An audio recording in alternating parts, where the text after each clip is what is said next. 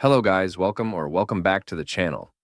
Today we have a new story about a guy from the US who travels to Thailand for his first time, hoping for a fresh start.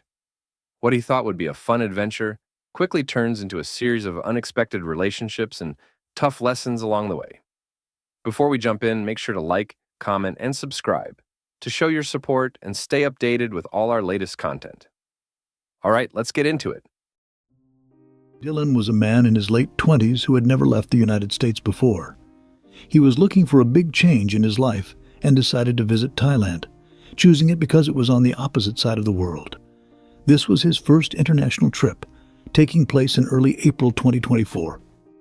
His preparation consisted only of watching YouTube videos about Thai culture, activities, and nightlife. He didn't realize that the hotel he had chosen was located at the end of a busy entertainment district near Bangla Road in Patong. Back in America, Dylan had good relationships with women and usually dated long-term. He went to Thailand hoping to find a wife, not understanding the complexities of the local dating scene. His initial plan was to stay for just 1 month, experience the Songkran festival, and travel around the country. However, the nightlife, affordable drinks, and abundance of attention from women quickly drew him in. When Dylan first arrived, he was extremely tired from jet lag and excitement. He had drunk so much on his journey that he needed his driver to stop so he could be sick. Reaching his hotel around 1 p.m., he immediately fell asleep. When he woke up at 10 p.m., he ventured out into the night, lighting a cigarette as he walked toward the noise and lights near his hotel. Walking around until nearly 3 a.m., Dylan felt uncomfortable with the constant attention from women on the street. He tried to distract himself by buying things from 7-Eleven and talking to people holding signs and other tourists. He had never paid for companionship before and was trying to find a genuine connection. Eventually, as he was walking back to his hotel, a woman grabbed his hand. She introduced herself as Chalita, and they agreed to spend time together. Dylan learned that Chalita was 41 years old, though she looked much younger. She came from the Isan region of Thailand. Through her, he experienced new foods and celebrated Songkran with her friends and family. However, after some time, Dylan realized there wasn't a future in this relationship. As Dylan settled into life in Patong, he needed to find more permanent housing for his remote work plans. He looked at 2 condos priced at 35,000 baht per month. They were smaller than what he was used to and located outside Patong. Due to the high season, most places were already rented. Chalita found a townhouse on Facebook for the same price, which was much larger than the condos. Dylan thought he had found the perfect place, not knowing the problems that would follow.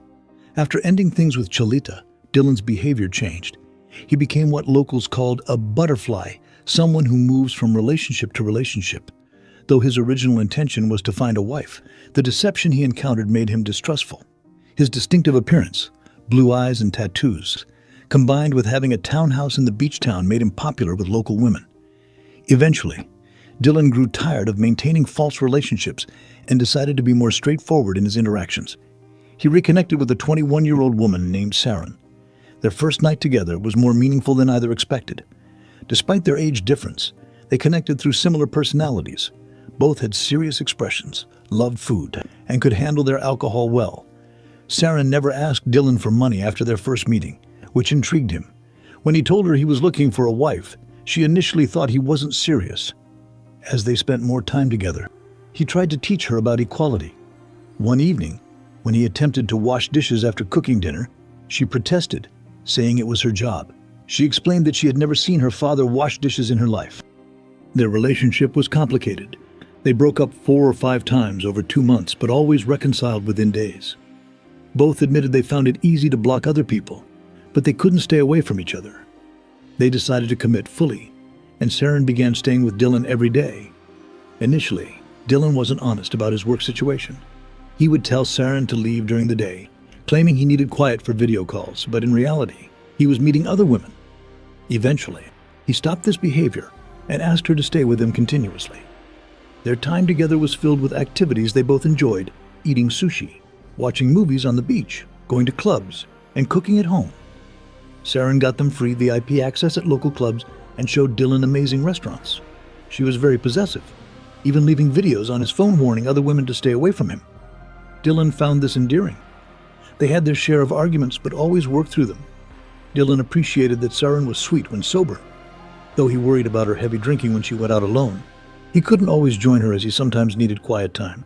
Things changed when Dylan encountered problems with his landlord. The townhouse had a faulty water pump that caused flooding, and the energy bills were unusually high. The landlord also held Dylan's 70,000 baht deposit, which Dylan had wisely paid through PayPal.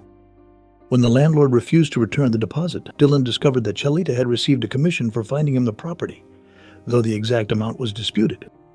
Dylan planned his departure carefully. He told the landlord he would pay at the end of the month, but left the day before payment was due. He had put the deposit on a credit card, making it easier to dispute the charge. Before leaving, he turned off the power to disable the security cameras. Later, Dylan learned that the 30-year-old landlord had a history of not properly registering tenants with immigration authorities or accurately reporting rental income for taxes. The separation was emotional for both Dylan and Sarin.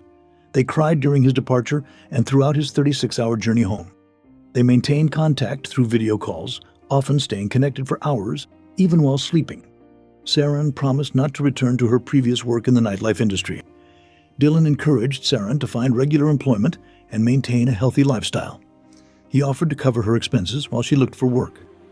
However, Sarin repeatedly delayed job applications, making excuses about waiting for friends to accompany her. Dylan suggested she return to her family's village in southern Thailand, offering financial support, but she resisted, claiming she didn't want to burden her family. The truth emerged that she didn't want to return because of the hard work required there. Their relationship faced a significant test when Dylan attempted to send money through Wise. The transfer was held for verification, and during the 3-day waiting period, Dylan observed changes in Sarin's behavior. She became more affectionate and made plans to buy cooking supplies, though the money was only meant for her overdue rent. They argued about her lack of effort in finding work, leading to a breakup. Sarin kept saying she didn't want the money, misunderstanding that it hadn't yet been released to her account due to the language barrier.